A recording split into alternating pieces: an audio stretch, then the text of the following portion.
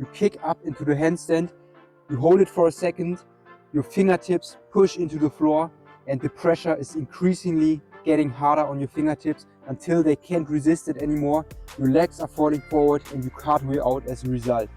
If this is you, make sure to watch this video till the end, because in this video I will break down why this is happening and what you can do about it. And the crazy part is that it's not your balance that is failing, but it's something else, and most people never realize it.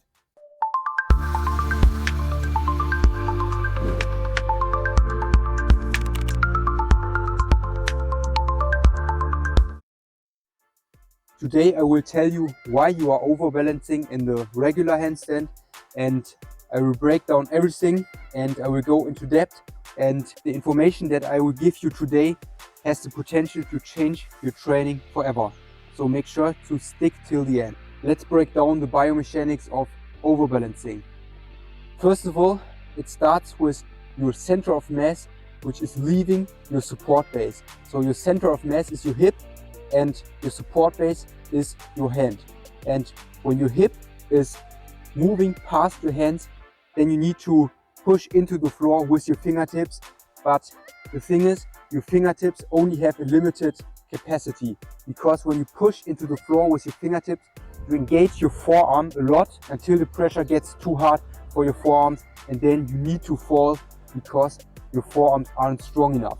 But you need to understand that the handstand is a balance skill and you shouldn't hold it with too much strength. So the goal should be to keep most of your weight in the palm of your hand. Like this, you don't have to engage your forearms as much. So you can have the best balance, but when having poor alignment, falling is just a matter of time. So you want to be in a position that you can hold for an extended period of time without putting too much pressure onto your body. And the thing with overbalancing is that it happens before you realize it. Let's go over the unseen causes of overbalancing. Most people only think about reason 1 and 2, but number 3 is going to blow your mind. The first unseen cause is your shoulder. Most people think that the hands are the problem, but in reality it's the shoulder. When your shoulder shifts forward, your hands need to react, because you are shifting the weight forward, and you can only correct it while pushing into the floor with your hands. In order to prevent this mistake, you need to have a solid and stable shoulder position. So it's about working on your shoulder position and increasing your strength and your mobility in the shoulder position. So what you want to have is a right scapular position. You want to have an open shoulder and elevation. In order to get into the right position, you also need to have a good range of motion in your shoulder, because most people don't have the right range of motion in their shoulder. So it's about increasing your range of motion by doing specific mobility exercises for your shoulder, and it's about doing specific strengthening exercises to be able to do the elevation. Next mistake is that some people think in order to hold the handstand you need to have a really strong core, but the reality is that it's quite similar to when you stand on your feet. And if you are able to stand on your feet, chances are that your core is already strong enough to perform the handstand. And what you should focus on is to have a position that is as efficient as possible. So you want to have the neutral hip position. You don't want to be too much close to a posterior pelvic tilt, and you also don't want to be too close to an anterior pelvic tilt. You want to have something in between, because this is going to create the best alignment that you can have. And this only applies to the full handstand. If you do it in the straddle position, it's already different, because in the straddle position, I would highly recommend you to be a bit closer to an anterior pelvic tilt. The third unseen cause, which is one of the most important ones, is about the kick up. When you kick up into the handstand in the wrong way, you already start the handstand with a bad alignment.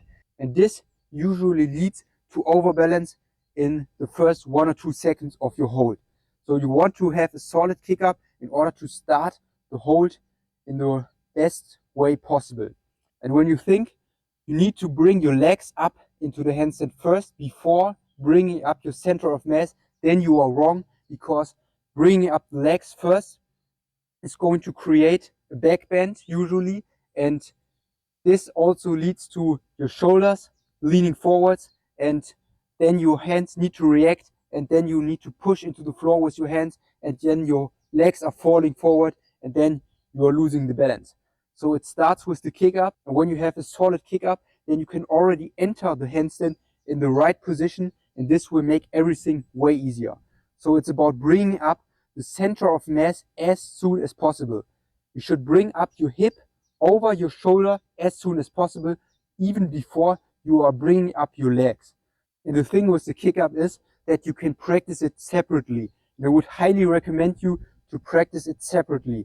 So you should have sets in your training where you are only practicing the kick up. You should kick up into the handstand, and then the goal should only be to hold the handstand with the right position for 1 or 2 seconds.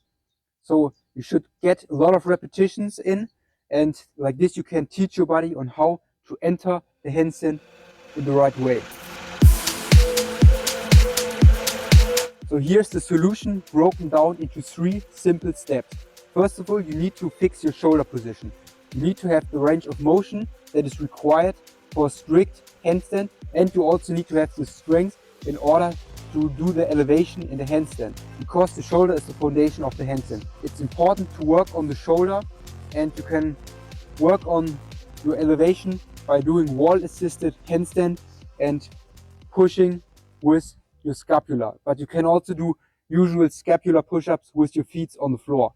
Step 2 is to fix your hip position. The best drill that you can use for fixing your hip position is the hollow body hold.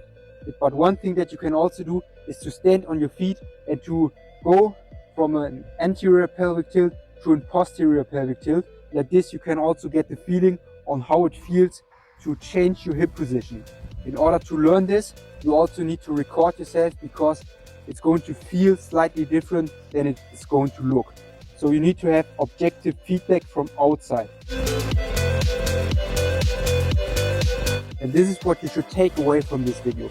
This is just general information, and for some people it might be relevant information, but there are also chances that this information is not relevant for you at your current state, because everyone should focus on something different. And the handstand always consists out of 3 parts. There's the balance part, there's the alignment part, and there's the endurance part. And all of these 3 parts need to be on point in order to have a good handstand. And if you are already good with the right execution and with the right alignment, then chances might be that you need to work a bit more on your endurance or on your balancing part. And when you work on some of these other parts, then you also need to decrease the focus on the alignment part, for example. So if you are a bit confused in your journey right now, and if you need someone who is giving you the right feedback and the right information that is relevant for you, then you can contact me on Instagram. The link is in the description, and then I can help you personally. And if you have some general questions, you can also leave them in the comments. And that's it for the video, and we'll see you in the next video.